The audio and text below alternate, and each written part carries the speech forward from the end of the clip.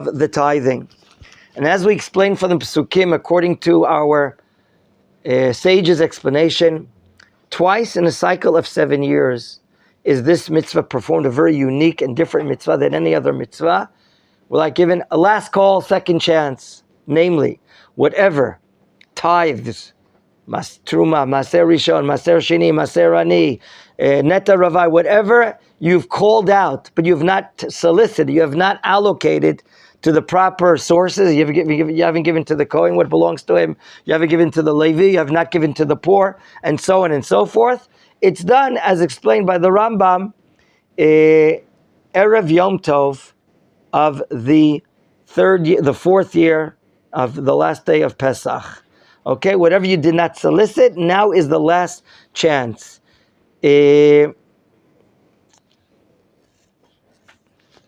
As far as today is concerned,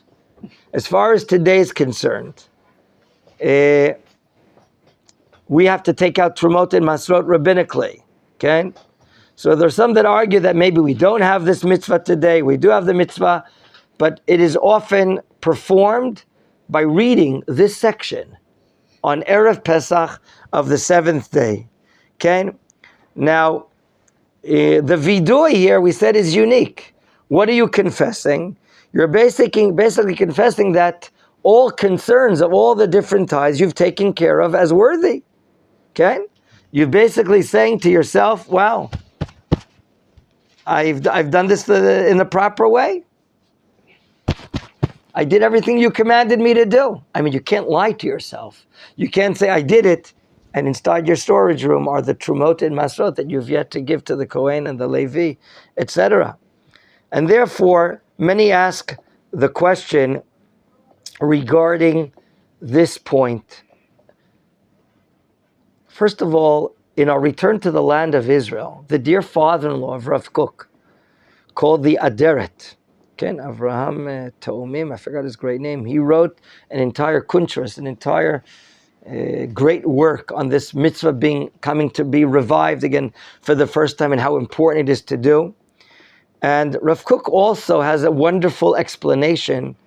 But before that, I want to give a few answers regarding, is it proper for a Jew to say, I did everything according to commandment, I solicited everything? So I want to say one answer by the great Sforno, the great scholar from Italy in the 13 or 1400s, one of the great Rishonim. He's basically saying, the fact that you're doing this Viddui is because you did not solicit, you didn't give. You're now admitting, I messed up. I delayed, I was lazy, I tarried, I didn't really give out the tithing this past year, these past 2 years, 3 years, and now I've done it. In other words, the Viddui is first and foremost that, I messed up, I sinned. I left the Kodesh in my house. I left the Maser Sheni or the Neta Ravai, even though I called out the name, but I never took care of the mitzvah. I left it in my house. That's what the Sforno is saying. Why this mitzvah deserves in the oral Torah the word Viddui. Viddui, confession. He's confessing, indeed, my sin is a great sin. Now, I've taken care of it. I've taken out the Kodesh out of my house. And you know what? What we did not yet read in the next pasuk, in verse 15, Hashkifa, if you can follow, Mim'on Kochacham. We're going to God and we're praying, God, you know what? We did what we have to do.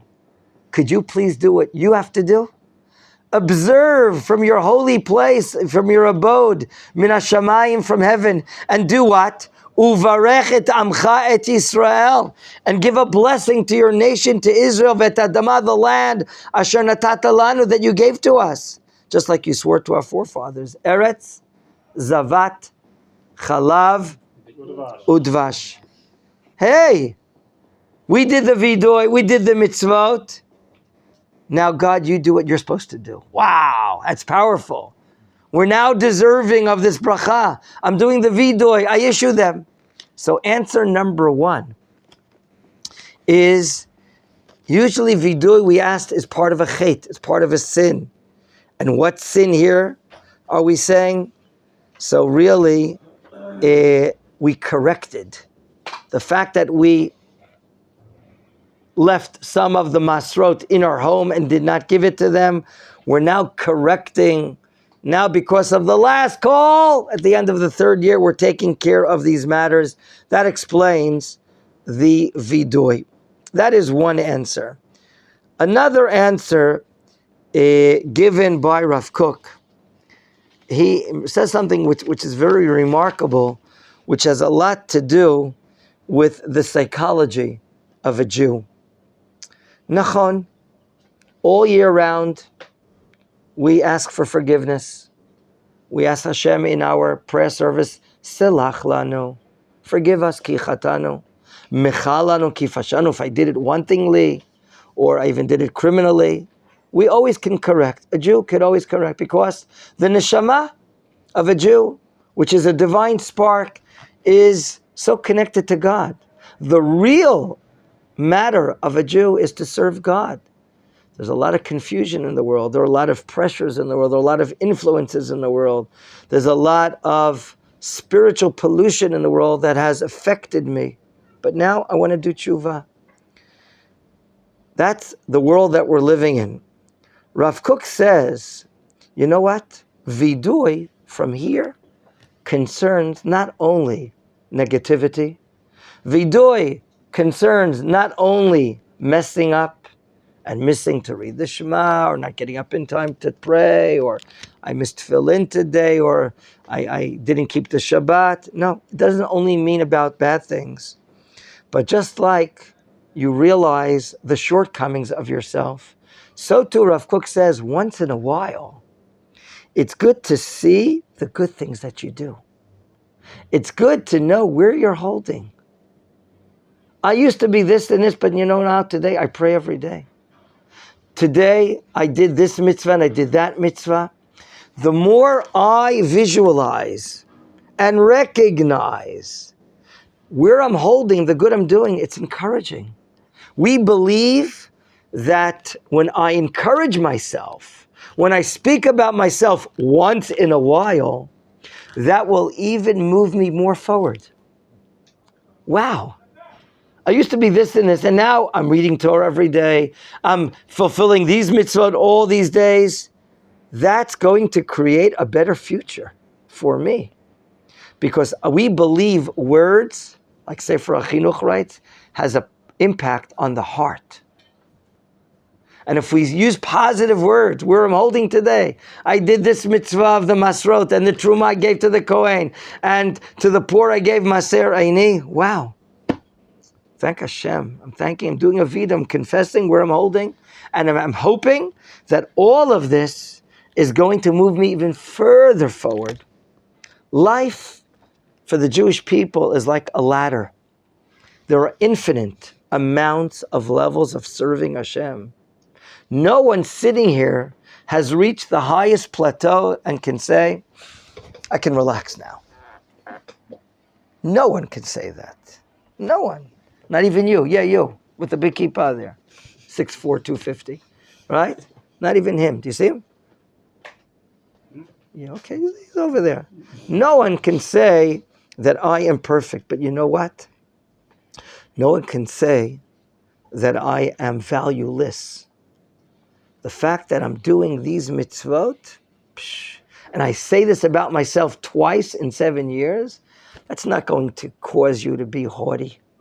It's not going to cause you to have self-pride. It's not going to cause you to have your head thicken and suffer from your head swelling about yourself and now have a letdown. No. In general, we want to incorporate humility into our lives. In general, we want to incorporate selflessness into our lives. In general, we want to incorporate the lack of haughtiness in our lives. But once in a while, we should stop and see the good that we're doing and notice it and express it. In this mitzvah, it is expressed. But so too often, otherwise, when we sit down now before Rosh Hashanah and Yom Kippur, and we introspect, we just can't look at the half-empty side of the cup. Impossible. Impossible. We have to be happy with the half-filled cup up. Look where I am now. Thank Hashem. Wow. Thank Machon Meir. Thank the rabbis that I'm going forward in the study of Torah, fearing God, praying to Hashem, adding love, taking responsibilities on behalf of my fellow student body, doing this, doing that. All of that is a part of a positive Viddui that Rav Kook explains in the famous book called Ein Ayah. Ein, the eye of Ayah, Aleph, Yud, Hey, Avraham, Yitzchak, HaKohen. There's a famous book called Ein Yaakov, produced a few hundred years ago, I forgot by which great scholar, of all the legends, the stories of the Talmud. Ein Yaakov. About 25, 30 years ago, the students of Rav Kook put together his works on all the Agadot of the Tractate of Brachot and Shabbat. So we have it in our library upstairs only in Hebrew. It's called Ein Ayah. So there, he brings this explanation at the end of Masechet Brachot on this matter, that Viddui can even refer to good things, and that we're doing it only twice in 7 years. Questions? Comments? Now we have an answer, Mr. Sarasijis? Okay, we're going to stop here and continue on another time. Yezat Hashem. Shalom uvracha. No, thank you. We're gonna meet for some pertinent announcements right here in a few minutes, and then we're gonna